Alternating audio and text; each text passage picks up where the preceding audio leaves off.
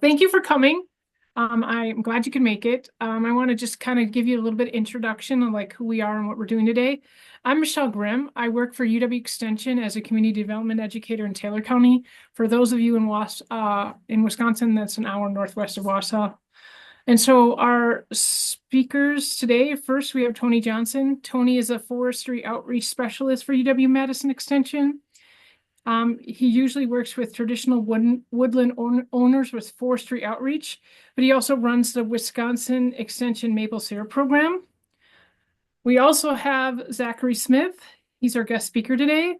Zach is an agriculture business educator for the University of Wisconsin Extension in Vermont.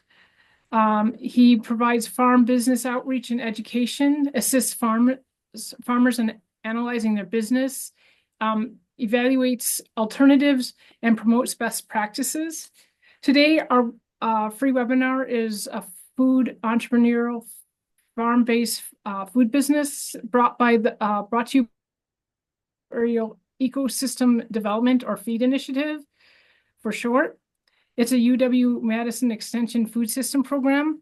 We are a statewide extension program that fosters equity, resilience, and sustainable food systems to develop research, evaluate, and project-based partnerships for programs like this.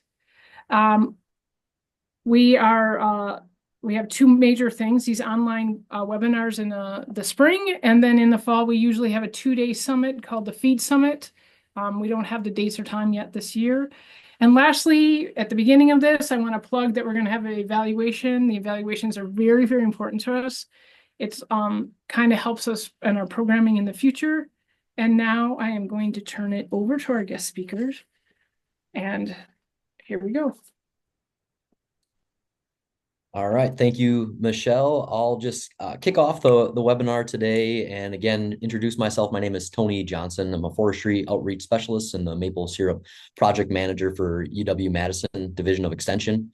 My home office is at the Horicon Marsh in southeastern Wisconsin.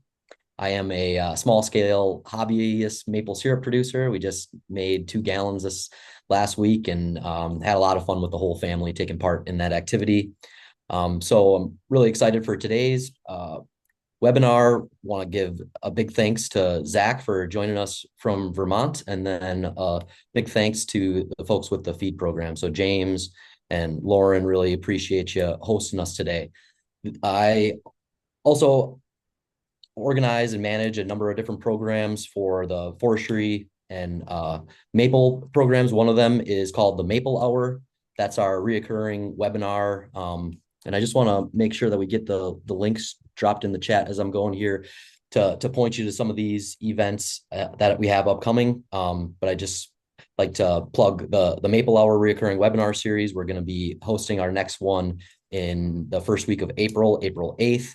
We generally have an expert on, do live Q&A with maple syrup producers. That next program is going to be around the science of sap flow, and we're going to be looking at an innovative research project that we've got going on in Wisconsin right now. So in addition to that Maple Hour program, we do a lot of other collaborative programs. We do trainings around sugar bush management and forestry for foresters. And we also partner with a lot of other programs, including local 4-H and the Wisconsin Maple Syrup Producers Association, to put on different kind of education and outreach. So I would encourage you, if you've got any questions for me or the Extension Maple Syrup program, you can email us at any time at maple@extension.wisc.edu. Also, I would encourage you, if you check out our website, maple.extension.wisc.edu, you can sign up for our newsletter, which will have all of our programs and up-to-date information about what's going on with us. So with that all said, I'd just like to, again, encourage you, if you're interested in partnering on programming with the Extension Maple Syrup program, if you've got an event going on, I encourage you to reach out if you got any questions about your operation. We're really kind of right in the thick of the sugaring season right now, so feel free. Know my number is always open. And with that, I am going to turn it over to Zach to kick off the program. Okay, thanks, Tony. If you just bear with me really quickly while I share my slides here.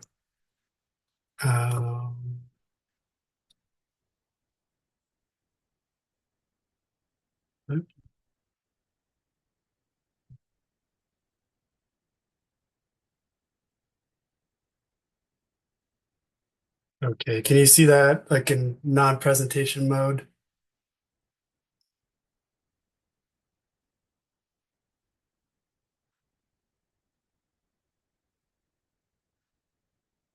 No, we don't see it. Oh, there it Okay, sorry. comes. I had to click share. All right, is that in regular presentation mode? Okay, good to go.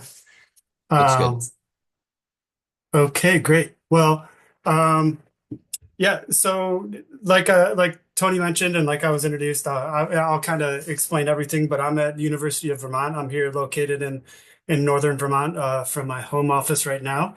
And what I wanted to do today was just share something that I've been promoting. I'll explain a little bit behind it, but it's it's basically it's a new way to look at developing marketing strategies. A lot of people are familiar with traditional marketing strategies like the four or five. I think there's now seven P's, like price, promotion, people, and all that stuff. And I was trained in that manner, and then kind of got just bored with it a long time ago in business school, and just found new ways to look at how to develop marketing strategies for a variety of clients, and then I moved into a few other types of methods and methodologies of doing marketing strategy, and then ended up, just basically developing a little bit of my own strategy for working with a variety of different people, from high schoolers to graduate students to multiple generation farms. And so I'd like to share that with you today. It's a lot of information in a short period of time. So I just want to iterate that I'm going to be available to all of you via email, and even perhaps a phone call or a meeting in the future if you'd like. I'm also going to provide some follow-up material as well in the near future for everybody. So I'll just dive right into it.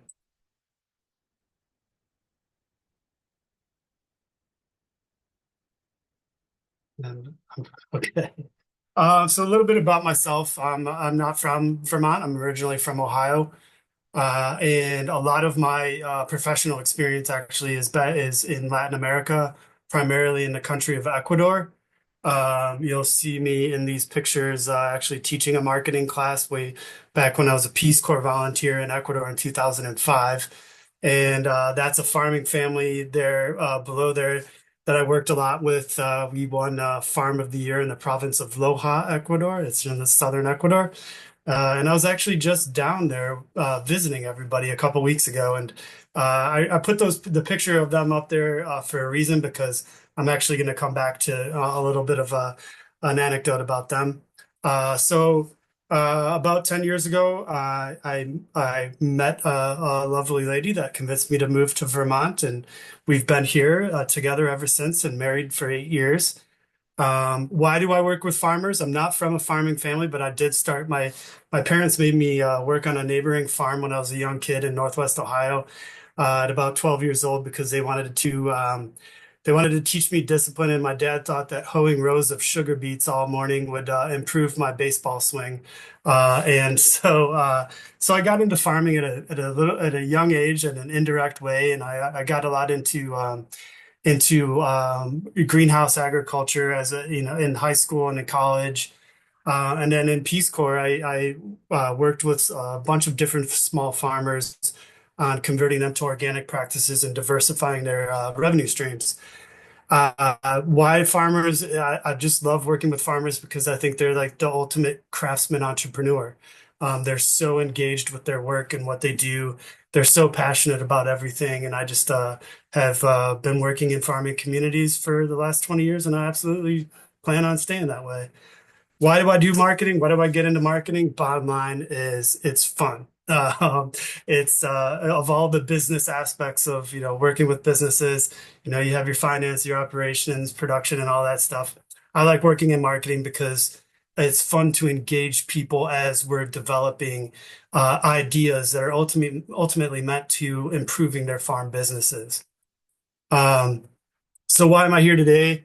I'm promoting, or I've been working on with a multi-state project, which is called Managing Market Information and Market Uncertainty to Enhance Maple Syrup Business Viability.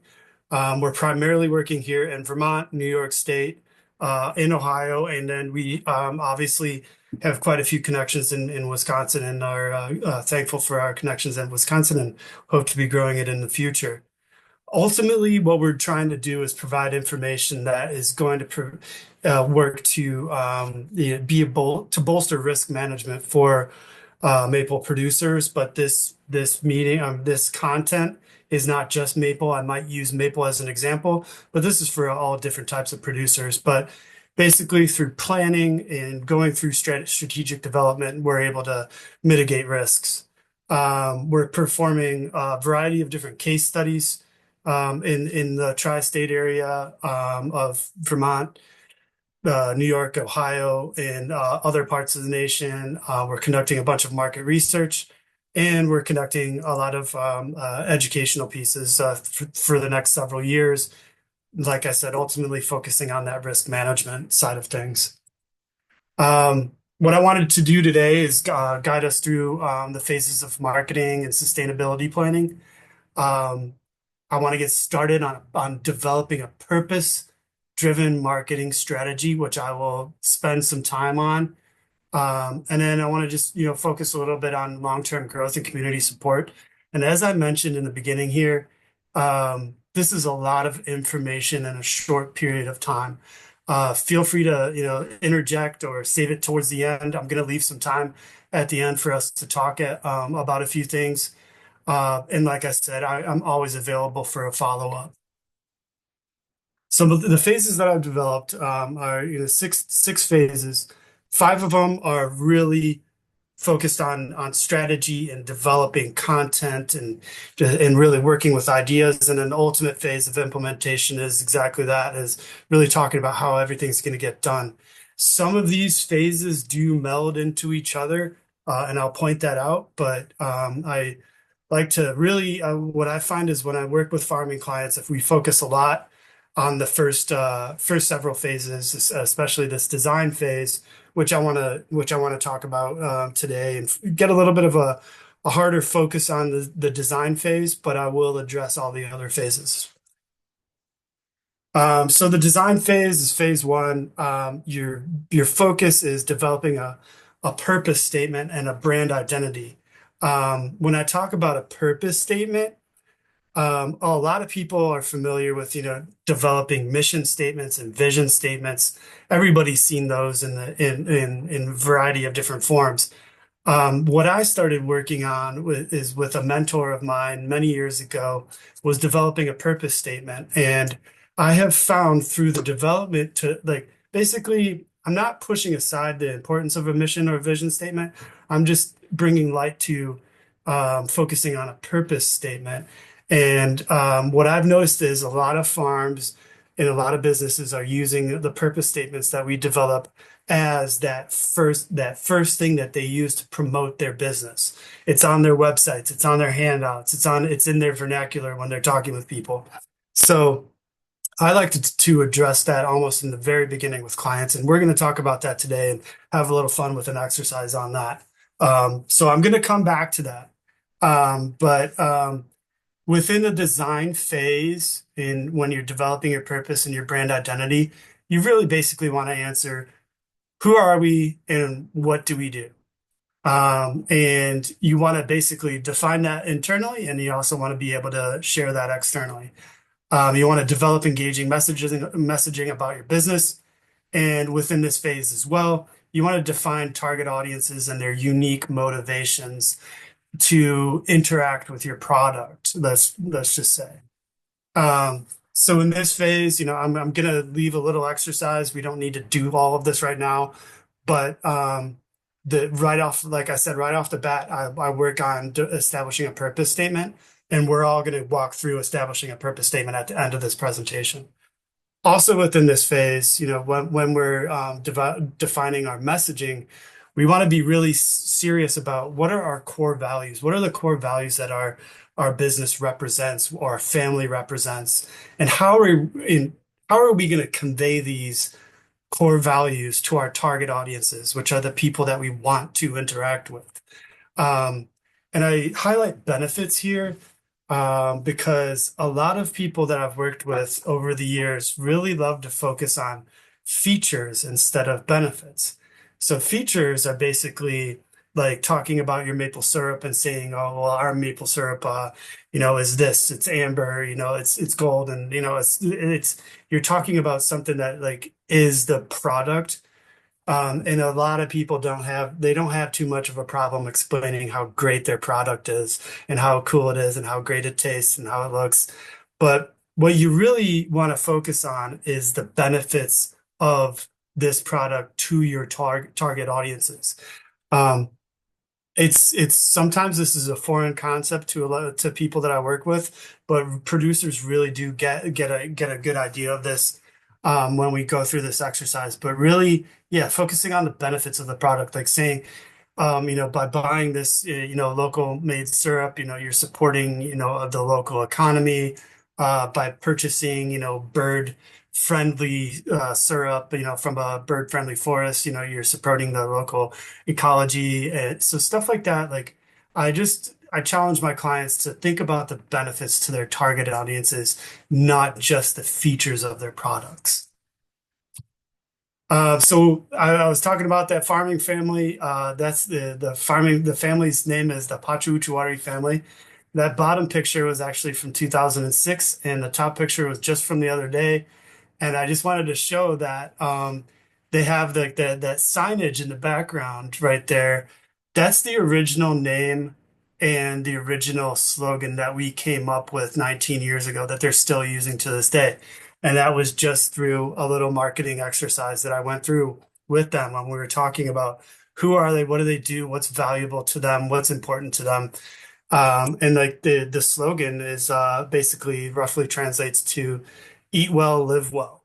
Because they're an organic farm. They wanted to promote organic products, and so like they were one of the first people to really commercialize themselves in the mid 2000s, and that just like both it amplified their farm family. There were 10 members of the family right there, and now the ones that were sitting down in that picture and below, they're the first college graduates in that family because the family started making so much money when they just embraced a little bit of marketing and storytelling about their family.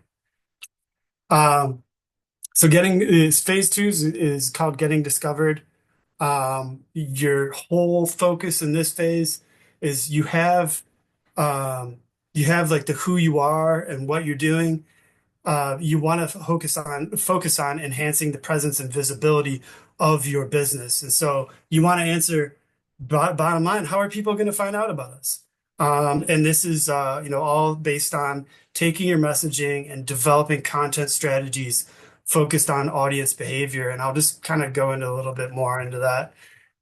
So when you're going through this phase, the exercise is focusing on presence and strategy, and you want to identify your potential channels. And what I mean by channels is there's so many different ways of online that you can approach people and get to people, but there's also offline ways to getting to people, and into audiences through networks, through farmers markets. You all know those avenues or channels.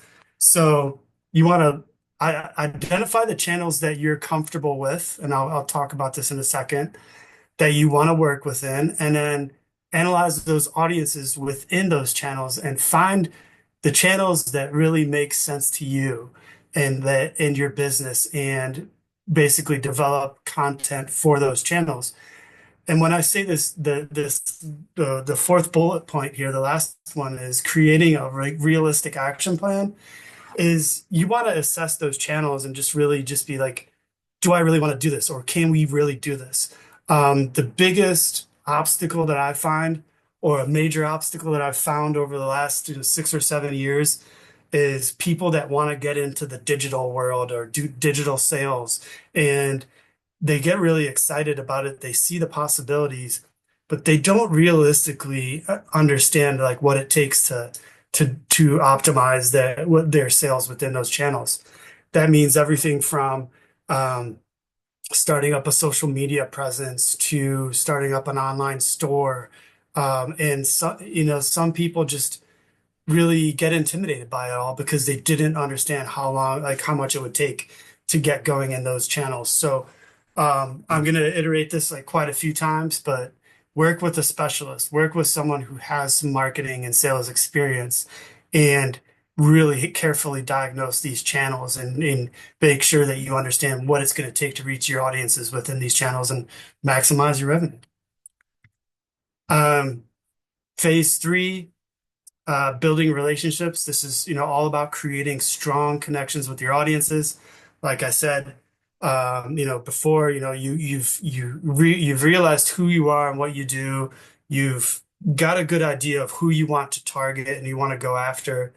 So now, like, how are the people going to engage with you? So you just have to understand like how people operate within these types of channels.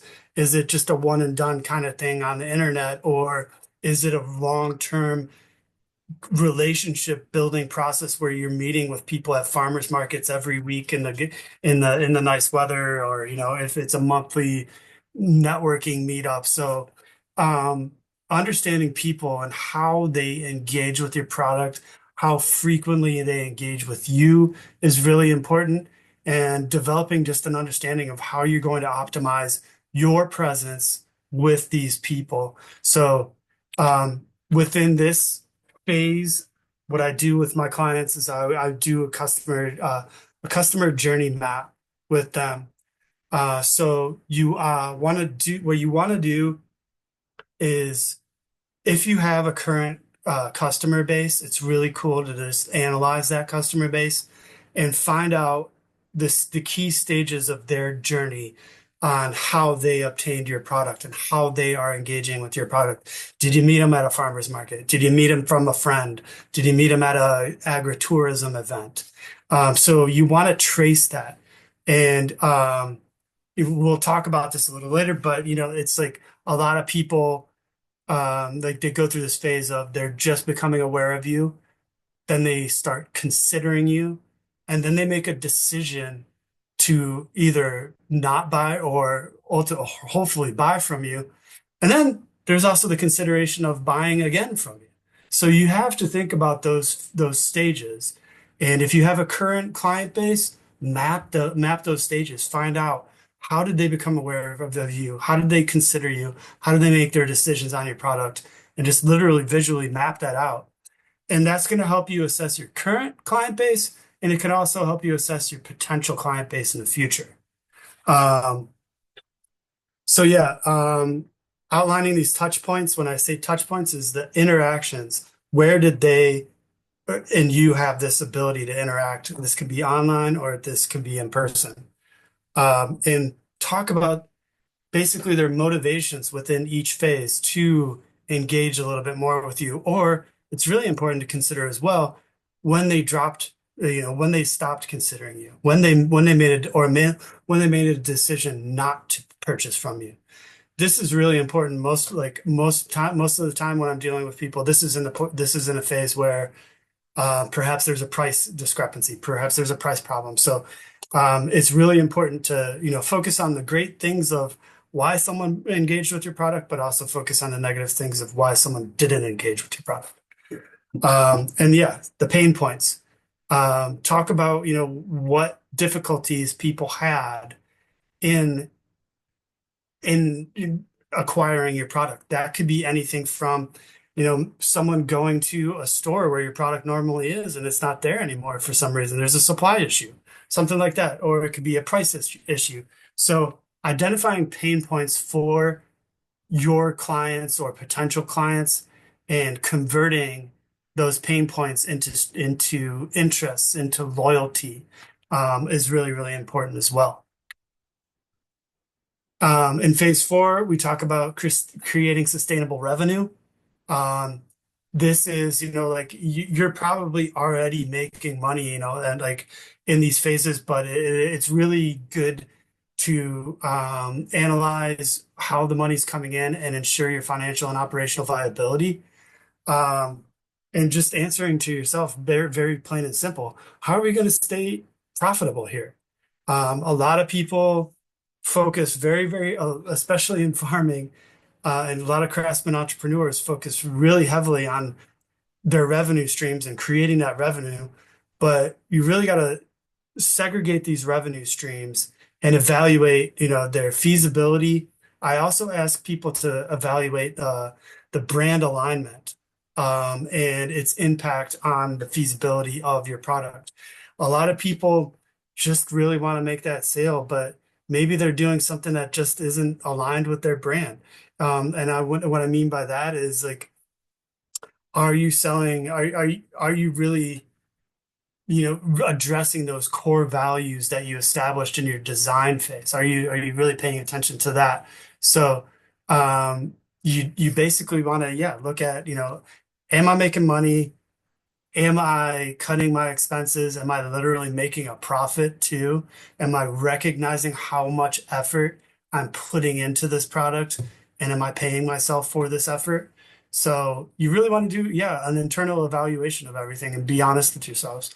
And then another thing on being honest with yourself is, checking your operational capabilities. Like, are you able to keep this going? I mean, being really honest with yourself.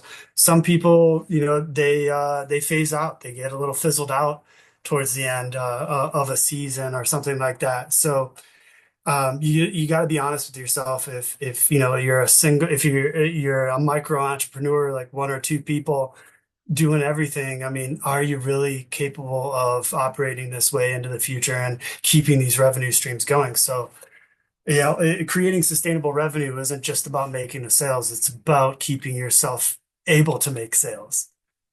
So like I was saying, in this phase, an exercise is, prioritizing revenue streams that make the most sense to you.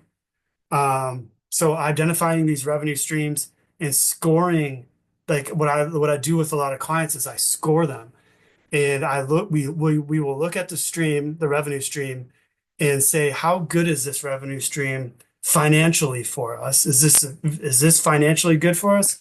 And operationally, is this able to, like, are we able to sustain this pace, or do we need to perhaps scale it back? And is it aligned with our brand? And so through this like exercise, we look at everything, and we just select what makes the most sense, what makes the most sense financially, and what makes the most sense operationally, and we develop a simple action plan on how to keep everything going.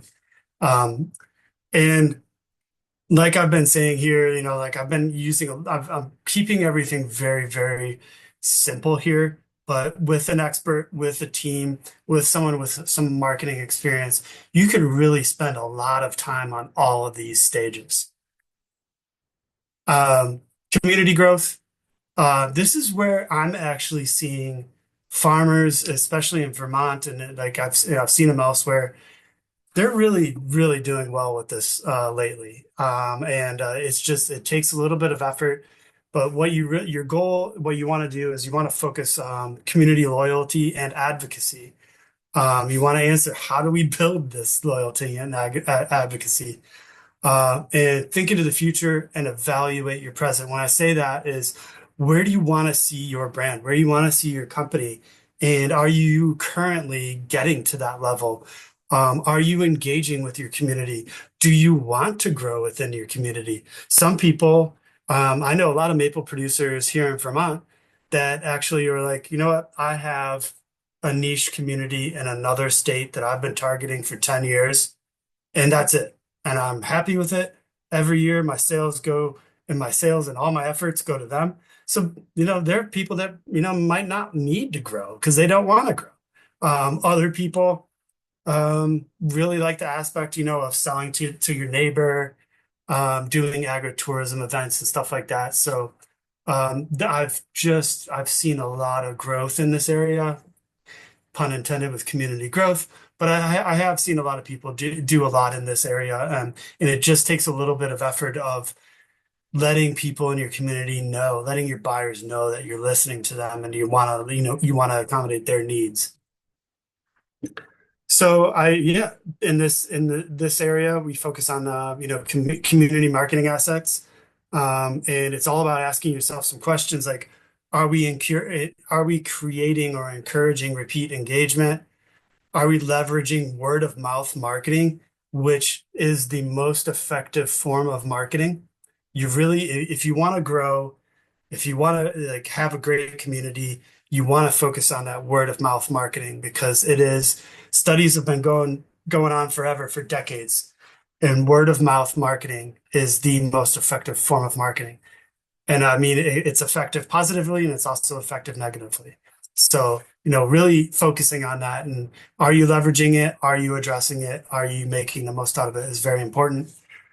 You want to ask feedback from your clients. I'm noticing a lot of farmers doing some really good feedback mechanisms with their clients. And are you getting involved with your community or your communities? That's another really important thing. Um, and yeah, just like I said, make an evaluation of what you have and what you need to have in order to engage with the community to the level that you want to engage.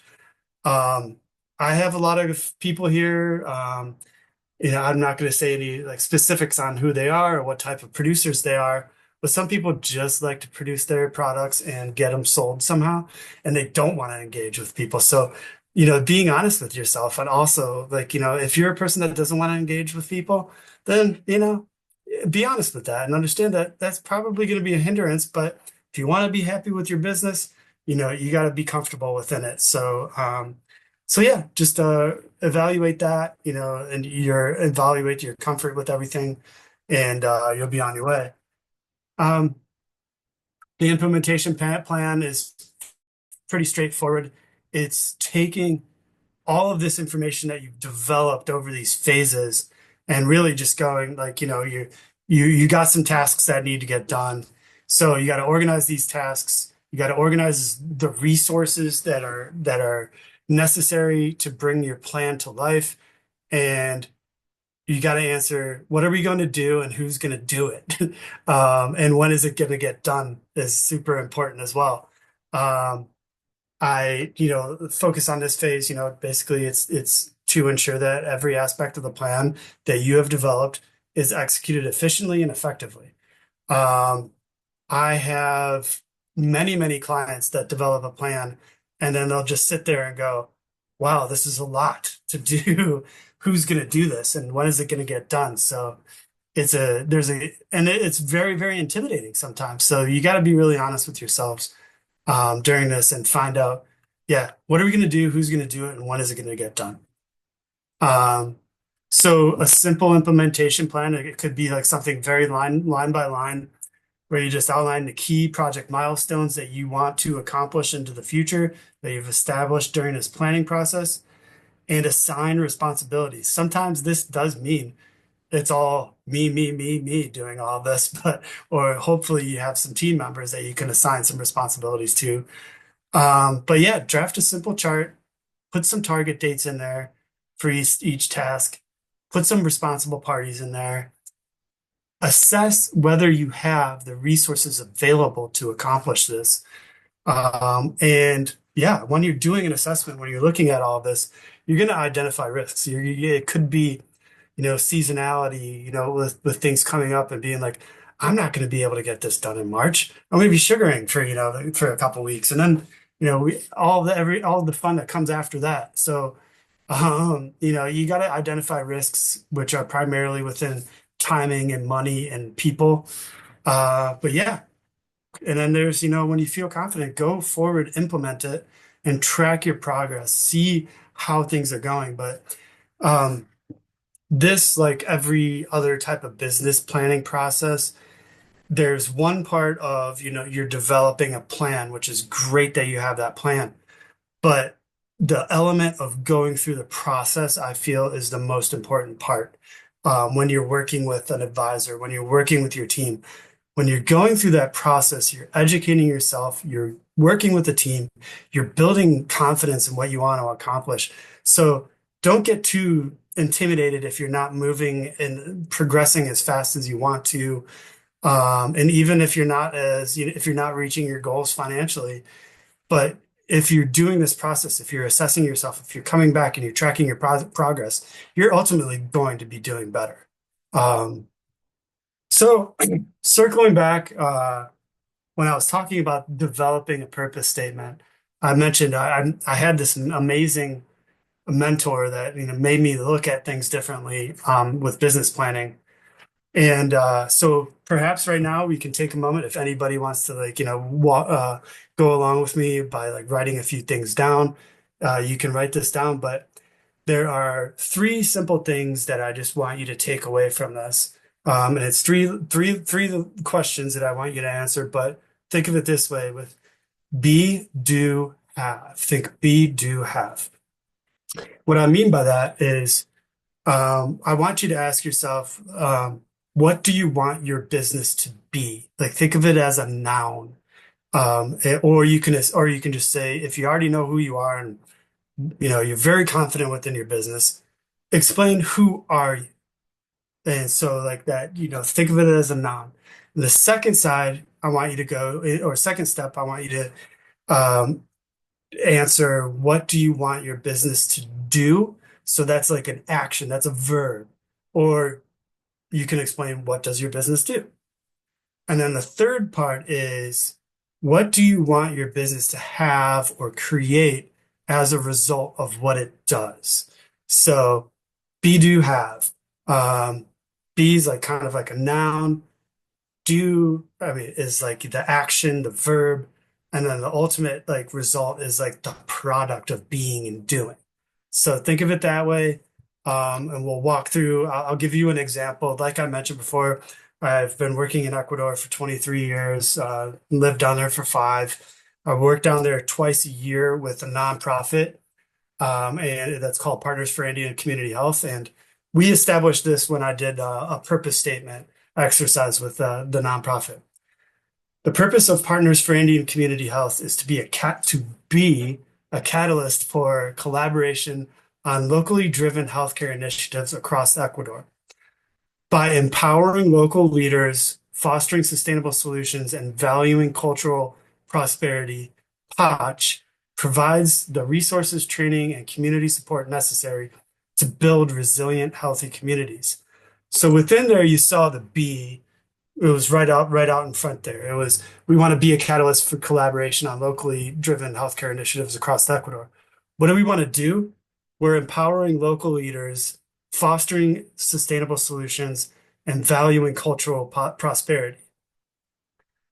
You can also say that we're also providing resources and training and community support to ultimately have or create resilient, healthy communities. So that's the process that that I've gone through, or that I go through with clients. I've had so many farming clients that have fun with this, and I want to say, like, the reason why they have fun with this is because there's no wrong answers here. That's you have fun with this process. Be, do, have. I work a lot on with farms that are moving from one generation to another, like a farm succession. And sometimes I have grandparents, parents, and grandchildren at a table, and all three of them have different ideas. And so, like, that's a real fun process to go through. Like, where do grandma, grandpa, what do you want the business to be doing? And what is it? What is the business to you? And all that stuff. So we go through this project process. Everybody comes to the table together, shares their purpose statements, and it's turned into some really cool and fun and productive activities. And then other people that I know, they'll give me, it'll be like a micro entrepreneur, and they'll have 5 different purpose statements for the business, and then all the little enterprises within the farm. So it's a fun process. If you want to talk about it in the future, I'm more than happy. But over the last couple of years, I've noticed that a lot of farmers have really, really enjoyed this. They put it right, like I was saying, they put it right on their websites. They put it right on their stickers, when they're putting it on their products. The purpose statement has really become a really cool differentiator for farming businesses. So yeah, I mean, if anybody wanted to talk about, like, sharing some some challenges that they've had with, with their businesses, with developing marketing strategies. More than happy to talk about some practical applications, the examples that I've had with other producers. If anybody would like to share challenges, I can address that. Yeah, the floor is open. I wanted to leave some time for people to share.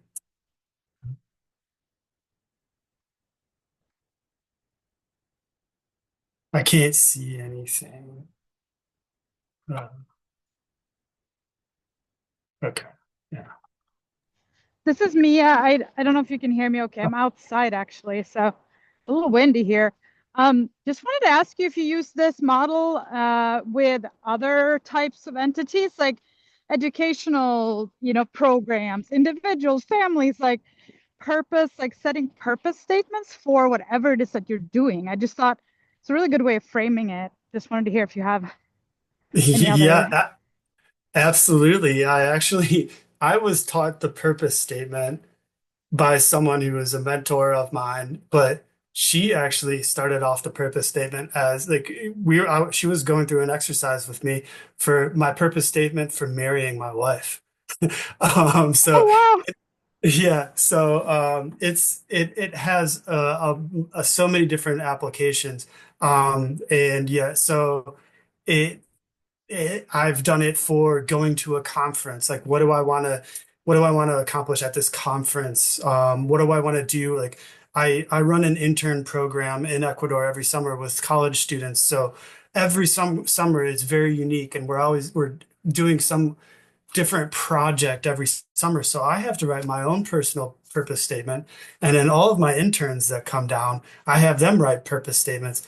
I just took a group of students from high school scholars from the Bronx and Harlem area of New York City down to Ecuador to do some service learning a couple of weeks ago. And I had each one of them do a purpose statement. So it really helps you frame what you want to accomplish. I mean, the purpose of the purpose statement is to just get your head on straight and, have a solid idea of where you want to go with this idea that you have.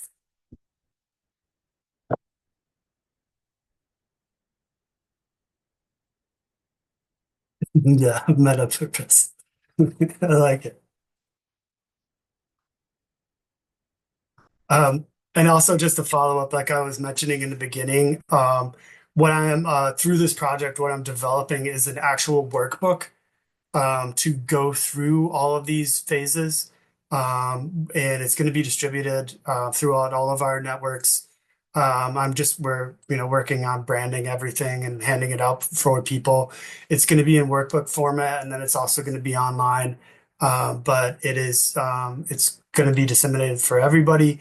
It is going to be more heavy on examples and walking people through every little, like every phase and then the sub phases within those phases, as well as exercises. Yeah.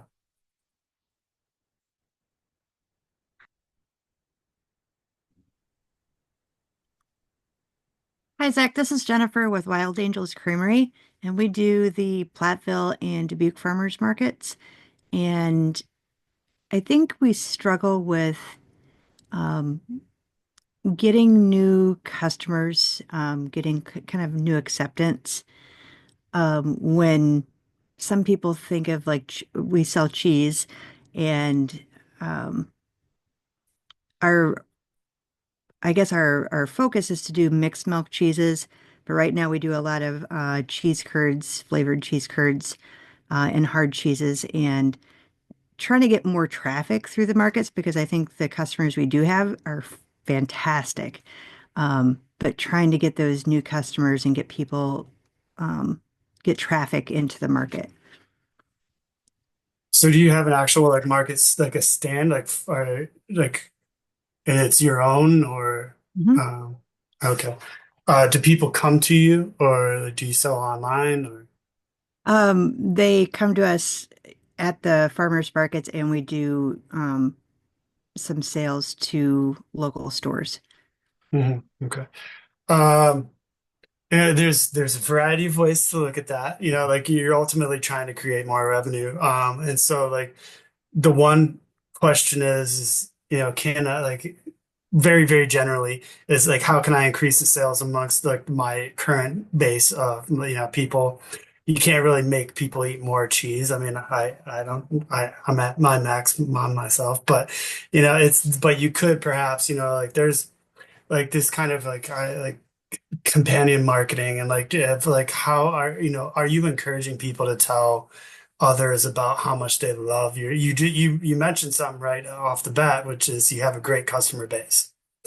So are you looking at that customer base and are you doing anything to influence them to share? Maybe not just like, it doesn't need to be like the blatant, hey, here's a $5 discount to a friend, if you recommend a friend to purchase our product. It could just be something verbally. Are they sharing how much they like your cheese and like what they're, why are they sharing why they like your cheese with others? Um, and are you, I mean, a big thing also is, since you already have that loyal and awesome client base, is to really go through an exercise of defining who they are and what their real motivations are for purchasing from you, and then see, through that feedback, how you can expose yourself to others, through like, with those touch points and those reasons why your client base is already buying from you. Does that make some sense? Uh, you're muted. I think our current client base, first they're cheese lovers, or they want a really good cheese to do something special with, gifts, and then um, wanting to support something local. Yeah, so I mean, I would definitely, consider like, are you developing marketing strategies, that are talking about, you know, supporting local business? Are you putting that in your messaging? Are you talking about, special events, graduation times, or seasonality of things where your people would like to have your cheeses? Are you putting that into your messaging? Are you doing any paid advertising? And if you're doing that paid advertising, are you focusing on, why your cheese would complement an event, why your cheese would complement a nice, like an idea for a gift for a loved one or a friend or a neighbor, and just, slipping the benefits of the cheese into the messaging, and like also, maybe a little bit about your business too. Talk about the business. Is it a family business? Do they know about so and so and how much effort they put into it? Do they know about your cheesemakers? Do they know about how much love is put into your product? You know, that's I'm speaking very generally and off the top of my head right now, but going through these processes are really, really important to, asking yourself a ton of questions about motivations for audiences is really, really important. And then finding out, are you really getting your brand across to these people when,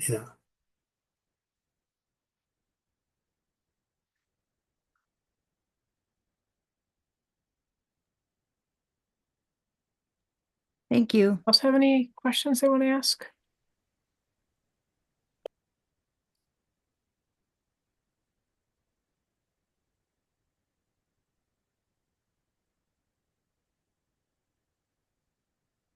Any questions for Tony also?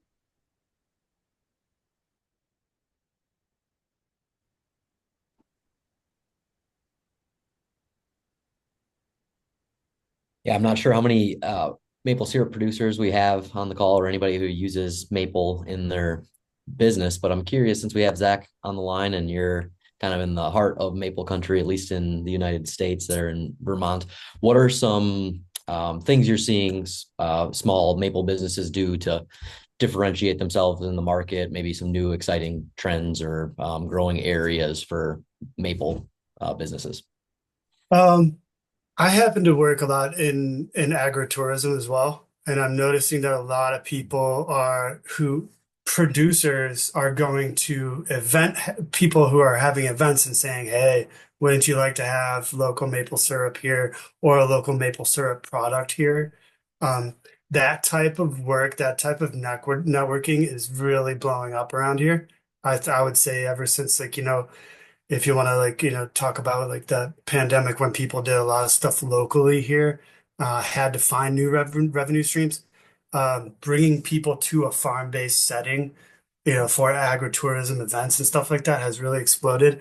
And I'm noticing a lot of cheese producers and maple syrup producers are getting in and integrating with these people, going to and finding these farms that are doing events on their farms, dropping off samples, you name it. We're doing a heavy analysis of what people are doing in Vermont, the state of Vermont, and we're just getting started in New York State with some people, but we have had a full-time person on my team that I'm kind of working with, and he's going throughout the entire state of Vermont and actually looking into what people are doing. What are the maple producers doing to, I mean, we're just doing a full-on, almost like a benchmark of everything right now. And he's come up with some really, we're not ready to share it just yet, but we will be sharing it this summer. And we will be doing some webinars and some live events and some webinars. But we're finding, yeah, people are doing so many different things. They're diversifying into, I mean, we have maple kimchi around here now. I mean, like a lot of product diversification. That's really coming into some. The maple kimchi was surprisingly good. We have had some other products that we have tested that weren't that great, but I would say finding complementary networks is becoming really, really popular, and then testing areas of diversifying product styles is kind of the trend now. Is the Maple Manager the best place for people to kind of stay up to date with some of those stuff you mentioned? Yeah, absolutely. And then you'll have there's a sign up there and then Mark Canella runs a monthly communication. I write for that, our monthly newsletter as well. But you'll be seeing actually a lot from our team, like I said, from Mark and I and several other team members coming in spring and summer. And into next year, actually, we have a lot of information that we're currently in the process of putting together, but it all has to do with, this, getting a really cool idea of what's going on in the market. This is Ingrid. I'm here in Janesville, the southern part of Wisconsin. So I have a very short growing season, but I'm in a close urban area. And so one of the things that I'm thinking about marketing is an adopt a tree, where people will be able to learn how to tap that tree and then take their buckets home and boil their sap down, and I would, be working with them and having, an email notification when their buckets are full and they can come and pick up their buckets and things like that. And then I'm also doing some value-added products with my maple syrup and using, and I don't know if anybody else has tested this yet, but I have a lot of niter. And so what I've been doing with the niter, because there's a lot of maple still left in it, in the filters, and I've been using that and making maple vodka out of it. And it's surprisingly good. Well, that's awesome. I definitely like that. I mean, it's such a good idea to, like, anything you can do to bring people closer to your product and to your business and give them that visceral experience, the hands-on experience, like anything like that has been just proving to be so successful for people lately. And I couldn't encourage that more, just the ideas of getting people onto the farm, breaking down that barrier of, the difference between, just like a bottle of syrup and, the business, like really allowing people to know what goes on and what goes into making your product is so important. Well, And I and the see, hard oh, part sorry, for go me ahead, Ingrid. is, oh, I was just going to say, the hard part for me is because I am a small scale farm. I can't compete with, like the Woodmans and with the other grocery stores. I just went into Sam's Club and they were selling a 32-ounce bottle of organic pure maple syrup for $12. So for me, doing, adopt a tree is one way to get people to sort of also realize how much work is involved in it and why I have to ask more money for my product, basically. Absolutely. And you really, a lot of people have like when they do this, agritourism experience, like you're kind of explaining, it's really hard to put a dollar amount on that because it's a memory like that they're going to have for a lifetime that they could be having with their kids as well, or family members and friends. So it's, I've had farmers tell me about people writing them back, and saying that experience on your farm changed, dot, dot, dot for us, so how do you put a dollar sign on that, you know? Yeah, I'll just jump in with a comment. There's a question in the chat from Beth about black walnuts. So yeah, and then a comment in here about making walnut syrup. So yeah, you can tap black walnut trees and boil the sap to make syrup. You can do the same with paper birch trees. It's kind of nice because birch tree sap run is going to be later in the season than a maple sap run. So you can actually use the same equipment if you've got access to both types of trees. The caveat there is that both walnut and paper birch have much lower sugar content. So you're going to have to evaporate off a lot more water. So it's the cost of fuel often becomes an economic barrier to profitability on that product, but they're both really neat syrups. And I would also point people to the Maple Hour page. I believe it was 2023, we did a collaboration with Feed, and we've got a recording of that webinar with Barbara Ingham from UW-Madison, all about food safety and using maple in your products. So even if you're not a maple syrup producer, I think there's a lot of great marketing potential around maple syrup as a pure Wisconsin product for if you're making something that emphasizes locality. And I would just point you to that recording if you're using maple syrup or interested in it around some of the food safety considerations.